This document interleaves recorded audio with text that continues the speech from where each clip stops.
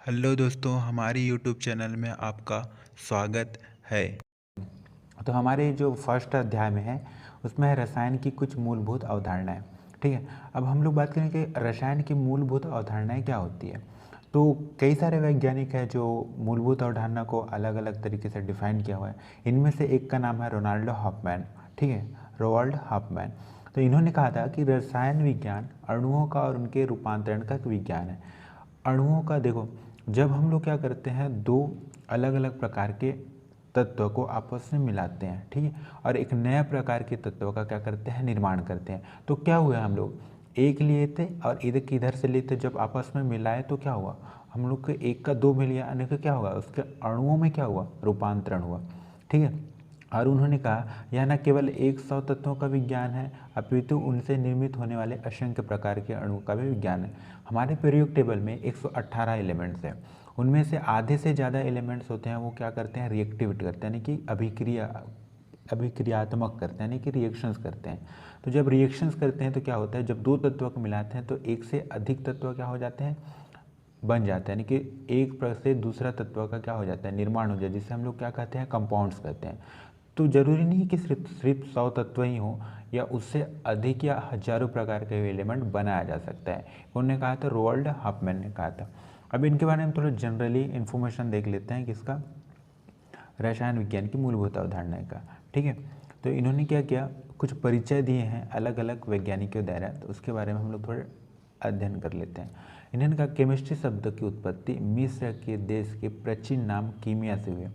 मिस्र का प्राचीन नाम पहले क्या था, कीमिया था। पहले मिस्र को क्या बोलते थे, कीमिया देते। अगर वर्ल्ड की बात करते हैं तो अफ्रीका की जस्ट ऊपर वाली पार्ट होगा वो इजिप्ट मिलेगा, मिस्र मिलेगा। उनका प्राचीन नाम क्या था, कीमिया था।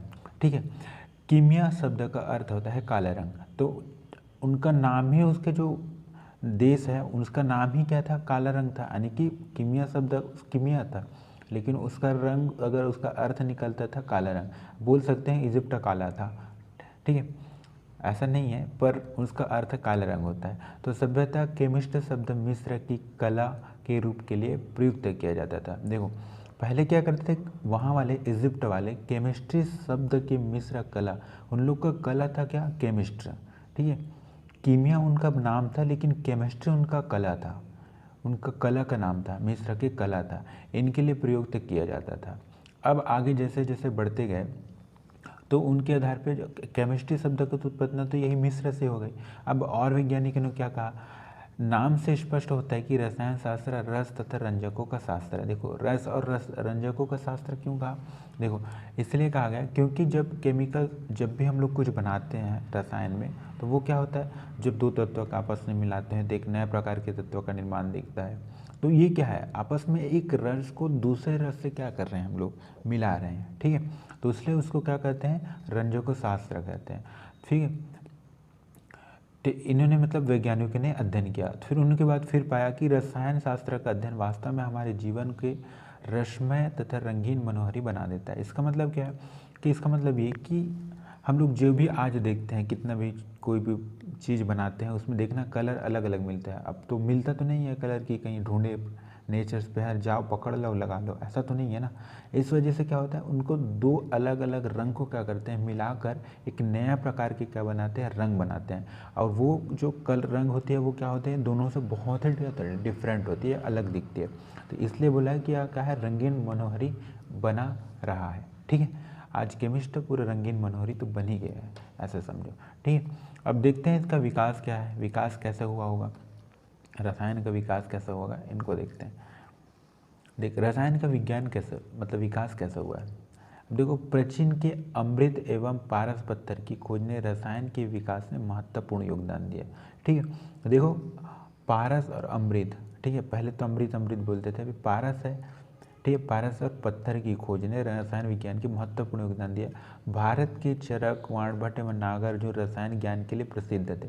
इन्होंने अलग अलग, जैसे चरक थे, एक मतलब आयुर्वेद थे, उन्होंने क्या करता था, जब आयुर्वेद कुछ बनाता था तो उन्होंने अनेक प्रकार के जो अलग अलग रस को एक साथ मिलाता था और क्या बनाता था, कोई औषधि बनाता था।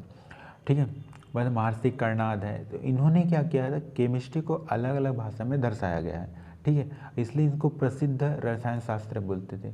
जैसे हमें अभी अभी वो एक जयंती मनाए हैं जिसका नाम है प्रफुल्ल चंद्र राय, उन्होंने भी एक महान क्या थे, केमिस्ट था। उसी प्रकार इन लोग भी एक केमिस्ट हैं, ठीक है। तो रसायन केमिस्ट कहा जाता है। मिस्र देश का प्राचीन नाम केम था। वही मैं जब पहले भी बोला था कि इनकी उत्पत्ति मिस्र से हुई है, तो मिस्र के नाम क्या था, केम था। इसी शब्द के कारण इसे रासायनिक क्रियाओं की कीमिया और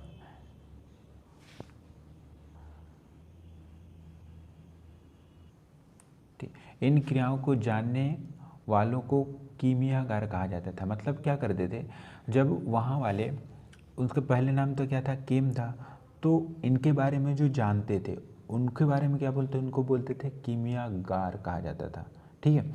कीमिया शब्द समय के साथ परिवर्तित होते हुए केमिस्ट्री शब्द से बदल गई। देखो वहाँ से सिर्फ केमिस्ट्री आया तो उत्पत्ति हुई इजिप्ट से हुई, तो एक कीमिया पहले नाम था, उसके बाद उनको जानते कौन थे, जो जानने वाले को बोलते थे कीमियागार। अब धीरे धीरे जैसे आगे मॉडर्न बढ़ते गया उसे उसको क्या बोल दिया, केमिस्ट्री शब्द में बदल गया। अब इजिप्ट से केमिस्ट्री कहाँ से आया, इजिप्ट से आया, ठीक है।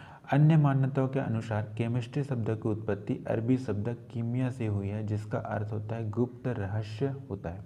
मतलब देखो और भी अब एक साइंटिस्ट तो नहीं होंगे, तो और साइंटिस्ट इसके बाद बताए। अब ये मिस्र से तो आ गया, केमिस्ट्री शब्द मिस्र से आ गया है। अब क्या मान्यता के अनुसार केमिस्ट्री शब्द की उत्पत्ति अरबी शब्द कीमिया से हुई है। अब देखो इन्होंने क्या, अरबी शब्द मतलब क्या बोलते थे, इजिप्ट वाले लोग अरबी का ज़्यादा यूज़ करते थे होंगे, तो उन्होंने पहले तो केम बोला था, उसके बाद कीमिया बोले थे, तो कीमिया से तो केमिस्ट्री आ ही गया। इजिप्ट वाले भी तो यही बोले थे, जिसका अर्थ क्या होता है, गुप्त या रहस्य होता है। मतलब क्या होता है, केमिस्ट्री का शब्द होता है गुप्त व रहस्य, सही है। क्योंकि हमें थोड़ी ना पता था कि अणु के किसी भी एलिमेंट के अंदर क्या होगा, इसके अंतर्गत क्या होने वाला है, वो तो अभी हम लोग जान लिए हैं ना कि इसके अंतर्गत परमाणु अणु आयंस होते हैं। इससे पहले तो हमें थोड़ी ना पता था, तो एक रहस्य हम लोग बोल सकते हैं। मतलब भारत से चरक संहिता भारत का सबसे पुराना आयुर्वेद ग्रंथ है। मैं बोला था ना कि एक आयुर्वेद क्या था, आयुर्वेद था। चरक संहिता, या नाम याद रखना, चरक संहिता। चरक संहिता क्या था, एक भारत का क्या था, सबसे पुराना आयुर्वेद ग्रंथ है। इसमें लिखा है, इसमें रोगों के उपचार का वितरण है। रोगों का उपचार मैं बोला जैसे पहले बताया, चरक ने एक औषधि का यूज़ करते थे अधिकतर, तो उन्होंने क्या किया था, दो रस को आपस में मिलाया होगा और नए प्रकार के रस बना देता था जो औषधि के लिए काम आते थे। तो इनमें पूरी उपचार का वितरण इसमें दिया हुआ है।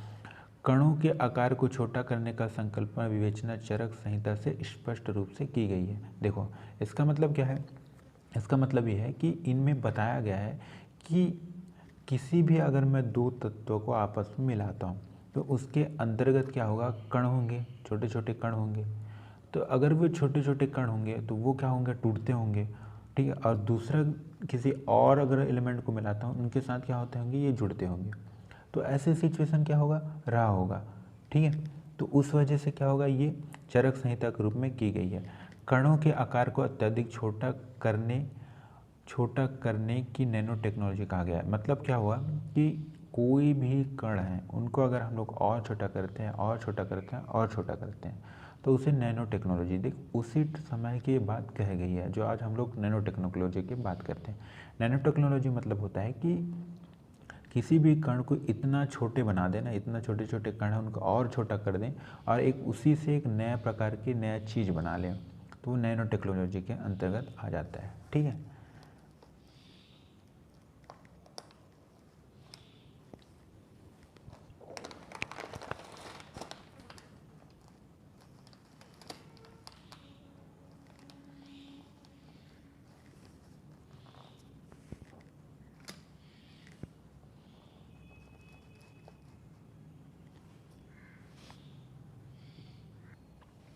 ठीक है, अब उनकी रसायन विज्ञान की महत्व की बात करते हैं। देखो विज्ञान में रसायन विज्ञान की मूलभूत भूमिका है, ठीक है, जो प्रायः विज्ञान की अन्य शाखाओं के साथ अभिन्न रूप से जुड़ी हुई है।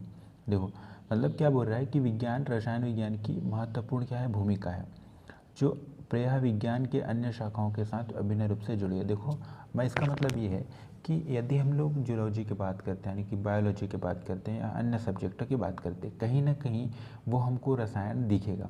यानी कि अगर किसी भी बॉडी है इंसान की, डीएनए है, अगर डीएनए को बात करें तो डीएनए के अंदर में नाइट्रोजनस क्षार होता है, नाइट्रोजनस बेसिस होता है, उसके अंतर्गत बहुत सारे पॉलीपेप्टाइड होते हैं। ये पूरा क्या है, केमिकल है, पूरा केमिकल है। तो वो क्या है, अगर इंसान की बात करें तो स्टार्ट इंसान के ह्यूमन्स की बॉडी से होता है, मतलब स्टार्ट होता है ब्रेन से और लास्ट से ख़त्म होगा ना, वो केमिकल से ख़त्म होगा। इसलिए बोला है कि विज्ञान की अन्य शाखाओं के अभिन्न रूप से जुड़ी हुई है। ठीक है, रसायन विज्ञान का व्यवहारिक उपयोग विभिन्न क्षेत्रों जैसे मौसम विज्ञान, मस्तिष्क कार्यप्रणाली, कंप्यूटर प्रचलन तथा उर्वरकों, क्षारों, अम्लों, लवणों, रंगों, बहुलकों, दवाओं, साबुन, अपरजनकों, धातुओं, मिश्र धातुओं आदि नवीन सामग्री के निर्माण में किया जाता है। देखो, अब मैं बोला यहाँ विभिन्न प्रकार के जो और विज्ञान है उनके साथ क्या हुआ है, जुड़े हुए है। तो ये सारी चीज़ होता है ना, वो सब तुम्हें केमिकल्स में मिल जाएंगे।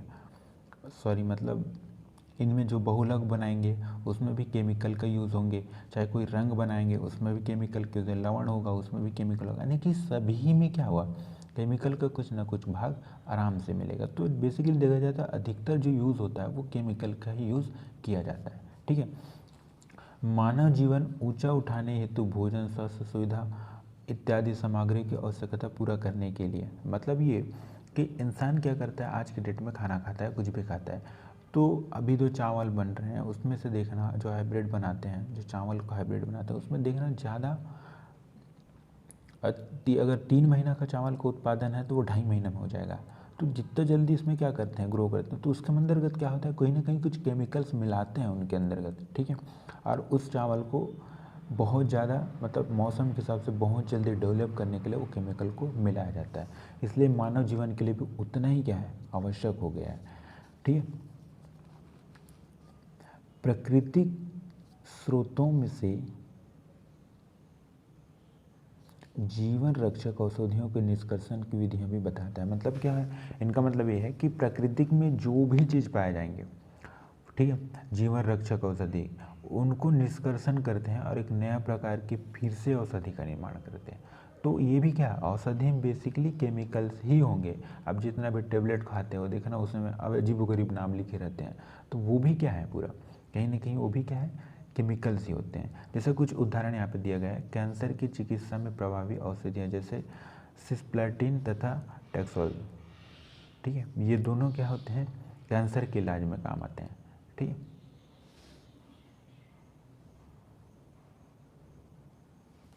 ठीक है, कैंसर के इलाज में काम आता है। और एड्स के इलाज में जो उपचार के लिए जो उपयोग में लाया जाता है वो औषधि है एजिडोमेडिन। ठीक है, एजिडोथाइमेडिन, ये एजीटी बोलते हैं। ये किसके लिए यूज़ होता है, एड्स के लिए ग्रस्त रोगियों के लिए यूज़ होता है, उपचार में यूज़ होता है। अब इनका परिभाषा कैसा दें हम लोग, रसायन शास्त्र विज्ञान की वह शाखा है जो पदार्थ, उनके संगठन, कणों, गुणों तथा उनमें होने वाले परिवर्तनों, संगठन तथा ऊर्जा परिवर्तन का अध्ययन करती है। देखो यहाँ पे दिया है पदार्थ, मैटर्स, मैटर के अवस्थाएं कितनी हैं वो भी हमको आगे जानने को मिलेगा। इसकी संगठन, जब उनको संगठित करते हैं, जोड़ते हैं, तो उससे क्या, उसका गुण क्या होगा उसके बारे में जानेंगे। ठीक है, तथा वो कैसे परिवर्तन होगा उनके बारे में जानेंगे। आगे हम लोग पूरा डिटेल्स में अध्ययन करने वाले हैं। ठीक है, ये तो बेसिकली क्या था, एक जनरल नॉलेज था, या एक तो जनरली एक इंट्रो था जो हमें इसी से समझना है। आगे इसी से स्टार्ट करके हम लोग आगे आगे चलना है, और बहुत सारे भी वीडियो आने वाली है। ठीक है, तो अभी हम लोग बेसिक समझते हैं। ठीक है, तो इतनी सारी कहानी है, तो किसी पदार्थ है, उनके संगठन है, उनके गुण हैं, इनका सब एक एक बारीकी से आगे क्या होगा, अध्ययन होगा। अभी सिर्फ उनको परिभाषा में समझ लेते हैं कि परिभाषा क्या, पदार्थ क्या होती है। ठीक है, तो उसके बाद लेवजियर को आधुनिक रसायन का क्या मानते हैं, जन्मदाता माना जाता है। ठीक है, ठीक है, रसायन विज्ञान का क्या मानते हैं, जन्मदाता, फादर्स ऑफ केमिस्ट्री अगर कोई बोलते हैं तो वो है क्या है, लेवजियर। तो इनको नाम जरूर याद रखिए। ठीक है, पदार्थ की प्रकृति। ठीक है, अब देखते हैं मैटर्स। ठीक है, कोई द्रव्य है उनकी प्रकृति क्या होती है। ठीक है, कोई भी वस्तु जिसका द्रव्यमान हो, द्रव्यमान क्या होगी, और वो क्या होती है, अपना स्थान घेरती है, उससे द्रव्य कहलाते हैं। ठीक है, द्रव्य किसे कहेंगे, कोई भी वस्तु जिसका कोई द्रव्यमान हो और वो अपना स्थान घेरती हो, उसे हम लोग कहेंगे द्रव्य। ठीक है, हमारे आसपास जितने भी हम लोग देखते हैं, चाहे वो क्या है, वस्तु देखते हैं ना, वो पूरे क्या है, द्रव्य है, क्योंकि उनका भी कोई द्रव्यमान है और वो भी अपना स्थान घेर रखे हैं। चाहे कोई पुस्तक ले लो, पेन ले लो, पेंसिल ले लो, जल ले लो, वायु ले लो, या कोई भी चीज़ हो, वो भी अपना स्थान घेर रहा है ना, वो भी ये क्या है, द्रव्य है। तो द्रव्य की ये प्रकृति है। तो प्रकृति में बहुत सारे चीज़ पाए जाते हैं, तो द्रव्य भी क्या है, जो उस प्रकृति में पाए जाने वाले उनके बारे में हम लोग अध्ययन करते हैं। ठीक है, वो क्या है, द्रव्य के रूप में जाना जाता है। ठीक है, तो आज की क्लास इतना ही, थैंक यू। हम आगे से और भी वीडियो बहुत सारे आएगी, अभी तो सिर्फ उनका परिभाषा हम लोग परिभाषित किए हैं और साथ में उनका इंट्रोडक्शन दिए। ठीक है, अगर लिखना चाहते हो कॉपी में, तो ये आपके सामने पूरा बना हुआ आप लिख सकते हो। So thank you.